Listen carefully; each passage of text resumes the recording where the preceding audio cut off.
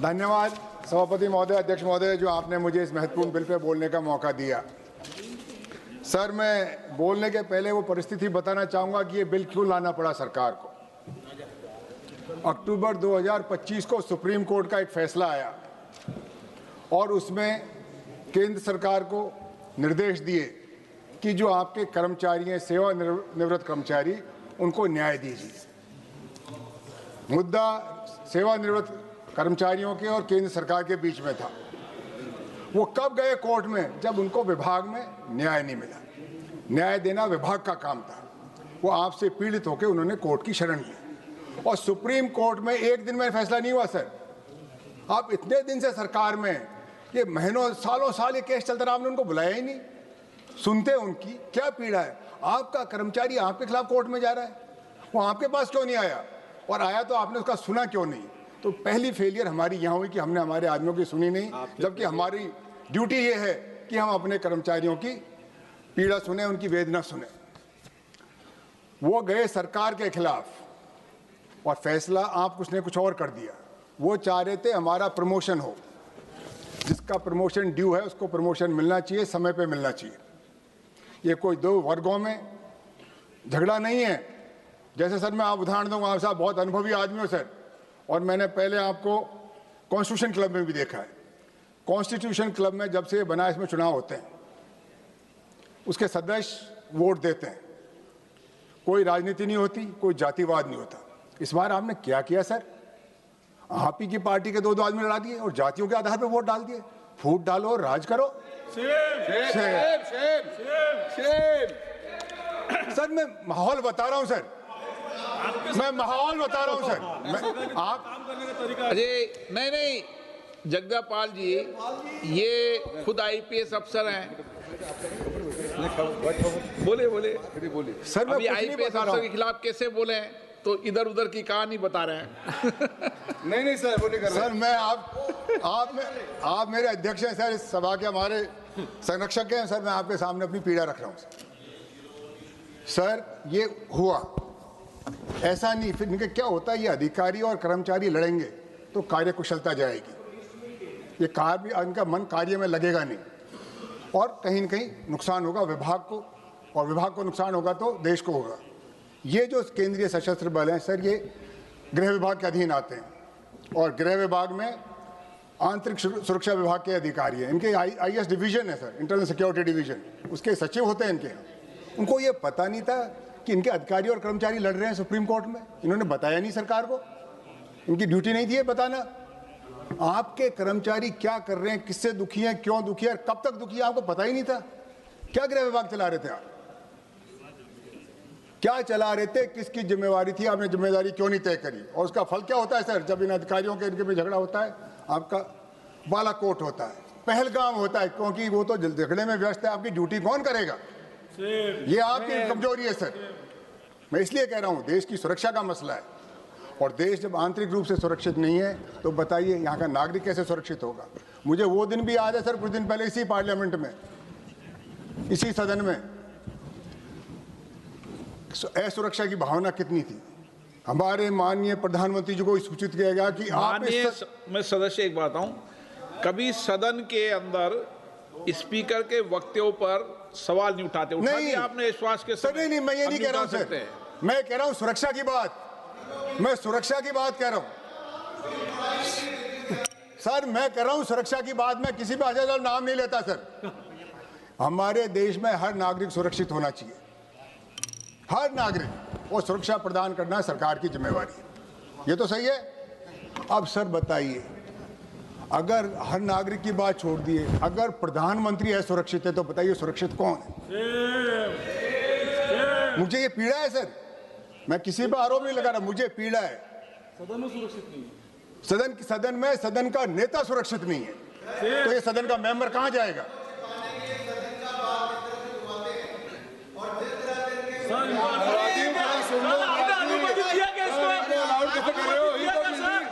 आपने अनुमति दिया क्या उनको? विधेयक पे बोले सर, मैं आपके परमिशन से बोल रहा हूं सर। विधेयक पे बोले, विधेयक पे, विषय पे सर, आंतरिक सुरक्षा का विषय सर। मैं आंतरिक सुरक्षा पे बोल रहा हूं, इससे बड़ी सुरक्षा क्या होगी? विधेयक पे बोले, विधेयक पे। सर मेरी बात बिल्कुल है, अनुराग जी के समझ में नहीं आ रही, मैं इनसे अलग से समझा दूंगा।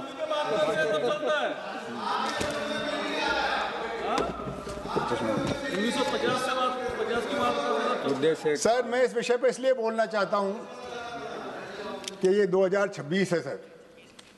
मैं सर 50 साल हो गए मुझे इस सेवा में रहते हुए। 76 में आईपीएस में आया था और 26 में आपके साथ लगातार यही काम कर रहा हूं। अनुराग जी एक दिन भी एक्स नहीं हुआ। मैंने आंतरिक सुरक्षा विभाग में भी काम किया है सर, सीआरपीएफ में भी काम किया है। मैं आईजी पर्स था जो इसको डील करता था इस विषय में। सर आंतरिक विषय पे बोलने दीजिए ना, आंतरिक सुरक्षा पे। आप क्यों पीड़ित हो रहे हैं सर?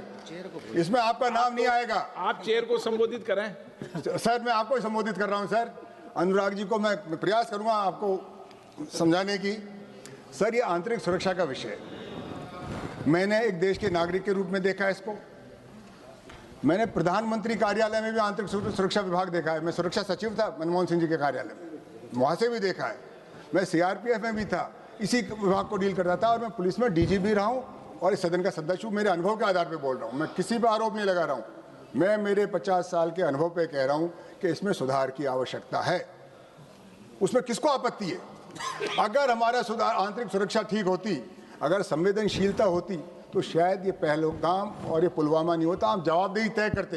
किसकी गलती थी इसमें, किसकी चूक थी और क्यों हुई? मुझे बताइए। आपने एक भी आदमी के खिलाफ कार्रवाई करी? इतनी गंभीर घटना हो गई। आप देखिए कुछ अध्यक्ष महोदय, कुछ समय पहले अपने बंबई में एक आतंकी हमला हुआ था। हमारे संवेदनशील तत्कालीन गृह मंत्री शिवराज पाटिल साहब थे, इस्तीफा दे दिया। महाराष्ट्र के मुख्यमंत्री थे, उन्होंने इस्तीफा दिया नैतिक जिम्मेवारी लेते हुए। पुलवामा में, बालाकोट में किसने ली जिम्मेवारी? मैं इसलिए कह रहा हूं, मैं किसी के आरोप नहीं लगा रहा हूं, जो हुआ जो आपको बता रहा हूं। इस्तीफा दिया था, चलो आपने कपड़े नहीं बदले, बदला क्या? सुरक्षा तो बिगाड़ दी। मैं किसी थोड़ी शर्म करो। देखो आप तो अपने बिल पे बोलो, बाकी इधर ध्यान। बिल पे ही बोल रहा हूं सर, बिल पे ही बोल रहा हूं सर। मैं तो सुरक्षा की बात कर रहा हूं। वो सुरक्षा में भी आंतरिक सुरक्षा, इस देश की सुरक्षा, देश के नागरिक की सुरक्षा। सही बोल रहे हो सर। ये इसका झगड़ा होता है जब क्या होता है, जब अधिकारियों और कर्मचारियों में मतभेद होता है, उनका काम में ध्यान नहीं लगता, वो लड़ाई में व्यस्त हो जाता है और कार्यकुशलता घट जाती है, सुरक्षा खतरे में पड़ जाती है। और इसकी बिल की जरूरत क्यों पड़ी, वही तो मैं बता रहा हूं आपको कि ये माननीय सुप्रीम कोर्ट का एक आदेश था जो अक्टूबर 2025 में आया। उसको सरकार उसके विधेयक लाइए, केंद्रीय सशस्त्र पुलिस बल 2026 आप लेके आए हैं। उद्देश्य कारण, इसका उद्देश्य क्यों बताया आपने? बताइए उद्देश्य क्या जरूरत पड़ी इसकी? ये फोर्स सर ना कांग्रेस ने बनाई ना बीजेपी ने बनाई। सीआरपीएफ 1939 में बनी थी, जब तो ये झगड़े नहीं हुए, जब तो लोकप्रिय सरकार नहीं थी, क्योंकि वो सरकार चलाना जानते थे, अधिकारियों से काम लेना चाहते थे, ड्यूटी बांटते थे, जिम्मेवारी लेते थे। और ये असम राइफल सर, ये तो कौन सी 1800 और कुछ साल की बनी हुई है, जब भी चल रही थी। आज क्या हो गया, हम इस पर चर्चा करें कि एक क्या नौबत आ गई कि हमारे जवान, हमारी व्यवस्था को हम नहीं चला पा रहे। आरोप का नहीं है सर, ये पक्ष और विपक्ष का नहीं है, ये इस देश की सुरक्षा का, सुरक्षा की जिम्मेदारी भारत के गृह विभाग में, ये मैं कह रहा हूं। उसको हमको चर्चा करनी चाहिए पार्टी से ऊपर उठ के, और जो गलत है गलत कहें, सही को सही कहें। दिक्कत क्या है? सुरक्षा में चूक हुई है। उसके कारण यह है कि आपके अधिकारियों का और कर्मचारियों का सुरक्षा में मन ही नहीं है, वो तो मुकदमे लड़ रहे हैं एक दूसरे के खिलाफ। जो एक दूसरे के घर में मुकदमे लड़ेंगे, वो घर कैसे चलेगा सर? ये है हमारा चिंता का विषय। तो मेरी सरकार से अनुरोध है कि आप इस बिल को, अगर आप बहुमत से पास करेंगे, आपका बहुमत है, पर उचित नहीं होगा। इस पर गहन चिंता हो, चर्चा हो और मंथन हो, और फिर जो सहमति बने उस पर आप निर्णय लें। अगर आप बहुमत के आधार पर करेंगे, आपका बहुमत आप करा लेंगे, पर क्या वो न्याय होगा? न्याय होगा उसमें जबकि सबकी राय हो, सबकी सहमति, और हम सहमति बनाएं। बहुत जरूरी है सर। आप अगर कर दिया, ये वर्ग जो लड़ रहे हैं आपस में मुकदमे, एक दूसरे के शत्रु बन जाएंगे। उनको एक ही काम करना है, देश की आंतरिक सुरक्षा। जब ये लड़ेंगे तो सुरक्षा किस किस को प्रदान करेंगे? ये क्यों बनाया? अपनों को आपने आपस में क्यों लड़ाया? इसीलिए मैं आपको कह रहा था सर, ये कॉन्स्टिट्यूशन क्लब में क्यों लड़ाया कॉन्स्टिट्यूशन क्लब मेंबर्स का था। मुझे ये भी पता है कि 2 जातियों को लड़ा दिया आपने। बंद करो बोलना, जाति को लड़ाना। तो ये जाति पे, धर्म पे किसको लड़ाना, क्यों लड़ाना? सर मैंने ये भी दिन देखा है सर, मैं उम्र में कद में आपसे छोटा हूँ अध्यक्ष महोदय, उम्र में थोड़ा सा बड़ा हूँ आपसे इसलिए मैं बताता हूँ, मैंने अंग्रेजों के राज के बारे में भी सुना था, वो परदेसी थे पर हिंदू धर्म खतरे में नहीं था। मुगलों के राज के बारे में भी सुना है, हिंदू धर्म खतरे में नहीं। अब कैसा हिंदू धर्म का राज है कि हिंदू धर्म खतरे में पड़ गया? मुझे बताइए कौन कर रहा है इसको खतरे? कैसी सुरक्षा आपकी बताइए? वो परदेसी लोग थे, यहाँ के नहीं थे जब हम सुरक्षित थे। हरीश जी, इस बात पर धर्मेंद्र जी बड़े खुश हो रहे हैं। नहीं सर सर मैं तो बिल पे बोल रहा हूँ सर, आंतरिक सुरक्षा पे सर, मैं कुछ नहीं बोल रहा हूँ सर। पटेल भाई, मैं किसी को कुछ नहीं कह रहा हूँ सर। इस देश में, ये देश हमारा है, ये सेना सबकी है, इसमें गजेटेड ऑफिसर भी होंगे, नॉन गजेटेड भी होंगे, सिपाही भी होगा, हेड कांस्टेबल भी होगा, एएसआई भी होगा, इंस्पेक्टर, सब इंस्पेक्टर, जो भी डीजी सब होंगे। सबकी ड्यूटी है और उनसे सबसे काम लेना सरकार का काम है। सबको काम में। मैं तो अर्जुन जी आपके भी पक्ष में हूँ आप जहाँ भी हो मेरे हो।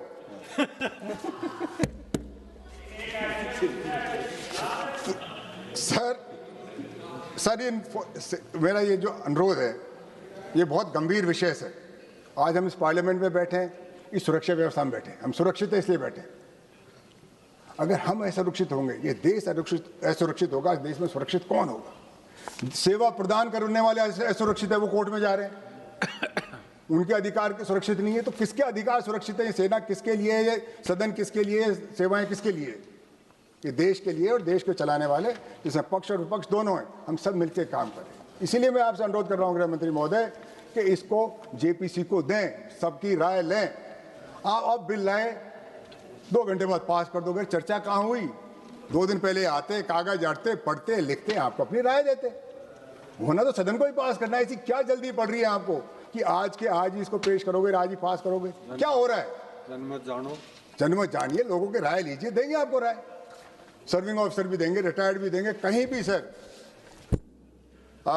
सर पुलिस में हमारे ऐसा होता था कि पुलिस में जब पता लगाना होता था, पुलिस लाइन में जाते थे, जवानों से मिलते थे, अधिकारियों से मिलते थे। सर मैं ये पूछना चाहता हूँ गृह मंत्री जी, आपने इस फैसले के बाद कहाँ किस से संपर्क किया? बताइए। मंत्री नहीं है, किस से आपने संपर्क किया? क्या आपने जवानों से बात करी, हवलदारों से बात करी? क्योंकि सर बहुसंख्यक इस जिनकी हम बात कर रहे हैं वो जवान हैं। 96% रेल मंत्री महोदय कांस्टेबल, हेड कांस्टेबल, एएसआई है, उनकी बात ही नहीं हो रही है। 11 लाख की फौज में, अर्धसैनिक बलों में 100 आईपीएस अफसर है, आप सबको कंट्रोल नहीं कर पा रहे हो।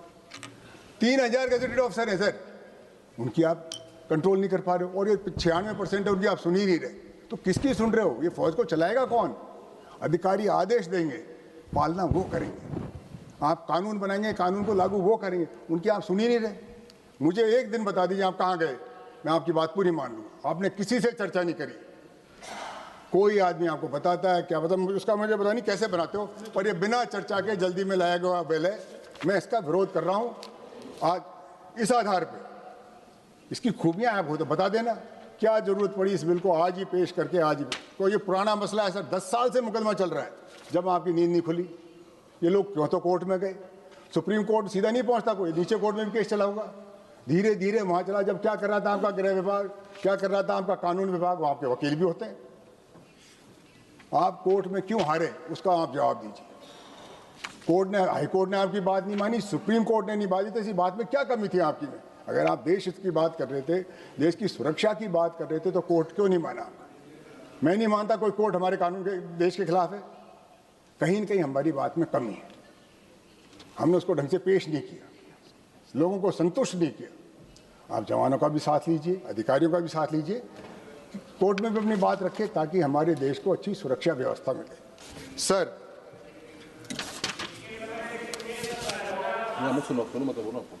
आप डिस्टर्ब मत करो, he is not reading. Sir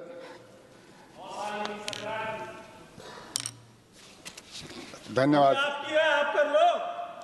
धन्यवाद सर, आपको मुझे बहुत कुछ याद दिला दिया आपने। मैं आपका आभार व्यक्त करता हूं और यही उम्मीद थी मुझे आपसे।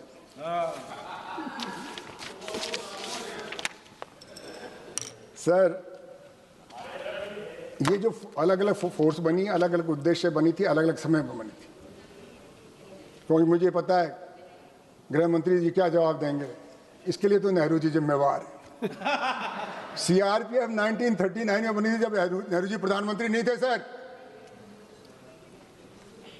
कृपया ये मत कहना कि इसके लिए इंदिरा जी जिम्मेवार है।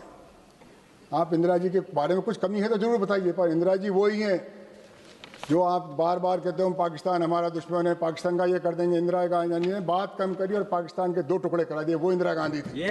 वो आप अपने मुंह से नहीं कहोगे कि हमारी सबसे देश की बड़ी चुनौती पाकिस्तान है। 2 टुकड़े किए, उन्होंने राजनीति नहीं करी, उन्होंने कर्तव्य निभाया। वो इंदिरा गांधी थी जिसने सिक्किम एक दूसरा इंडिपेंडेंट कंट्री था उसको हिंदुस्तान में मिलाया, पर राजनीति नहीं करी। उन्हें देश हित में किया, जनता के हित में किया।